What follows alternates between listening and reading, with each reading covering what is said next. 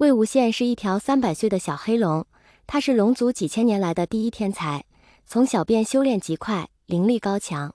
这天听说父母被朱雀族温家所伤，气得一个人冲进不夜天大本营闹了个天翻地覆，然后带着朱雀们反扑而攻击而来的火一路南飞，晕头转向的想找可以灭火的水。可朱雀的灵火哪是凡水可以灭的？时间一长，魏无羡已经觉得自己被烧迷糊了。不过他终于找到一处灵力充沛的山脉，欣喜若狂，便带着火冲了下去。但是小黑龙已经被烧糊涂了，一时间没有掌握好方向，没有冲进散着寒气的泉水中，反而一头扎向的泉边一大团白莹莹的光芒中。小黑龙线，宜软软的，毛茸茸的，好舒服呀，好喜欢。2000多岁的九尾白狐蓝忘机在冷泉静修完，化为原形，浮在泉边，慢慢吸收着冷泉的寒气。忽闻一声巨响，就见一个黑乎乎的圆球携着一团灵火向他砸来。蓝忘机，他还没来得及动作，就已经被火球砸中，身上的狐狸毛瞬间就被烧焦了一块。蓝忘机当机立断，白色的大尾巴卷起小黑球就跳入水中，冷泉立即熄灭了朱雀灵火，同时也让小黑龙清醒过来。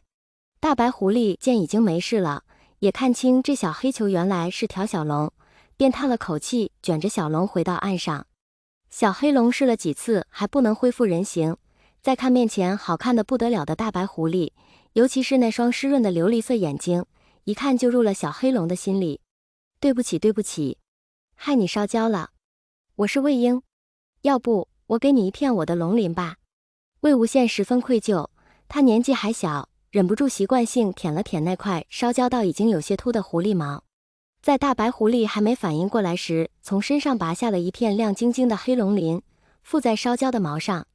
蓝忘机见小黑龙拔龙鳞痛得龇牙咧嘴的模样，原本心里的一丝火气也退去了，尾巴卷起龙鳞，也没有还给小黑龙。我叫蓝湛。低磁的声音听得小黑龙又是一阵摇头摆尾。蓝忘机把小黑龙卷到自己身上，舌头舔了舔它身上的伤口，以后不可如此。龙鳞是很珍贵的东西，小黑龙不可总是这样。魏无羡高兴地用尾巴松松地卷住了狐狸的一条尾巴。蓝湛，真好听。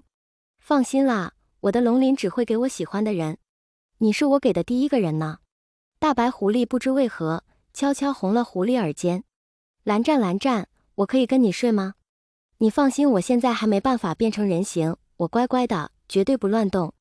小黑龙眼睛亮晶晶地看着白狐狸化成的冷玉一般的神仙哥哥，没想到他居然这样俊雅，一点点狐狸精的气质都没有，但却依旧勾了自己的心，令他忍不住往他身上挨挨蹭蹭。蓝忘机看着身体缠在自己左臂，搭在左肩上的小黑龙，伸手摸摸他的小龙角。好，你还有伤，我给你拿药。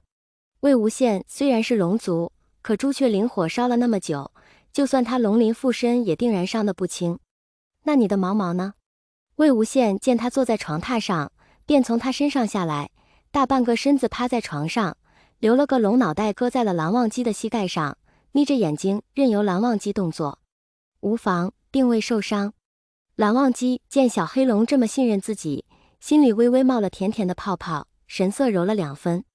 那灵火不过烧了腰间的一撮狐狸毛，并没有伤到他。害死了魏婴，睡吧。蓝忘机给小黑龙也掖了掖被子，想着他现在不过是条龙，也没介意他与自己一个被窝，闭上眼入睡。魏无羡把小脑袋窝在蓝忘机怀里，小心不让自己的龙角顶到他，也迷迷糊糊睡着了。蓝忘机身上凉凉的很舒服，魏无羡睡着，整条龙都不知不觉缠在了蓝忘机身上。不知过了多久，蓝忘机突然睁开了琉璃色的眼睛，看着八爪鱼似的紧紧抱着自己身体的一丝不挂的少年。魏婴。蓝忘机下意识一把掀开了这个没穿衣服的少年。哎呦，好痛！魏无羡一屁股坐在地板上，疼得眼泪都出来了，一边捂着屁股一边揉眼睛看向床上。怎么了呀，蓝湛？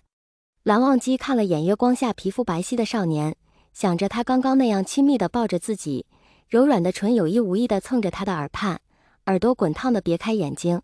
魏婴，你可有事？你先穿上衣服。魏无羡这才发现自己居然变回了人形，而且睡梦中自己也不会自行变身衣服，他看着羞到不行的蓝忘机，心想着这2000多岁的大狐狸居然比自己300岁的小龙还要怕羞，笑着蹭到床上。狐狸哥哥，我没有衣服呀，你可以借我一件吗？少年看着不过15、16岁的年纪，身上什么都没穿，肤色莹白如玉，修长的双腿跪在自己的榻上，两手撑着床一点点靠近自己。他眼中目光澄澈，倒是没有一丝别的念头，只是笑着等待自己给他一件蔽体的衣物而已。不过在蓝忘机这个角度，甚至能看清魏无羡浑圆挺翘的臀峰，而他作为一只狐狸精，哪怕与涂山那群修媚术的狐狸不同，种族的本能也让他生出些缱绻之意。魏无羡奇怪地戳戳他，怎么了蓝湛？我好冷，而且我暂时变不出衣服来了。你做什么闭眼睛？都是男人怕什么呀？蓝忘机深深吸了一口气，随手召来一件自己的中衣落在魏无羡的身上。谢谢。魏无羡轻轻嗅了嗅衣服，发现上面有好闻的檀香味，赶紧穿在身上。这衣服有点大呀，不过没关系。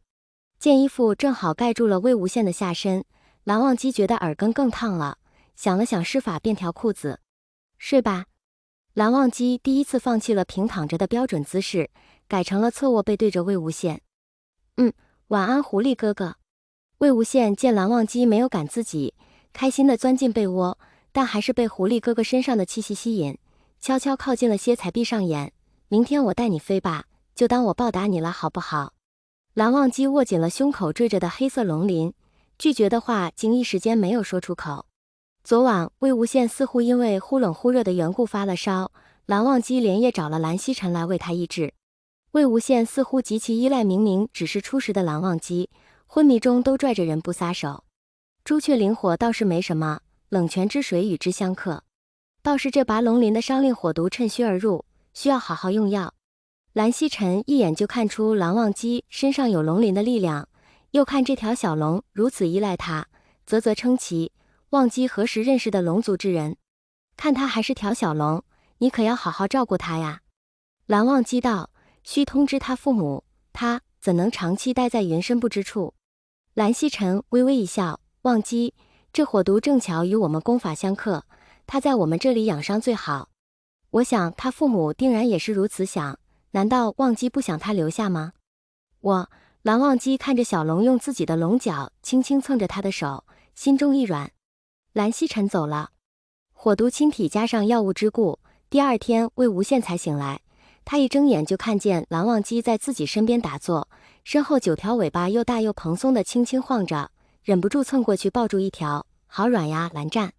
蓝忘机一惊，立刻嗖地收起自己的尾巴，转身看他，魏婴。他的尾巴十分敏感，从未有谁触碰过。魏无羡嘟着嘴看着空空如也的手心，哎呀蓝湛，给我摸摸吗？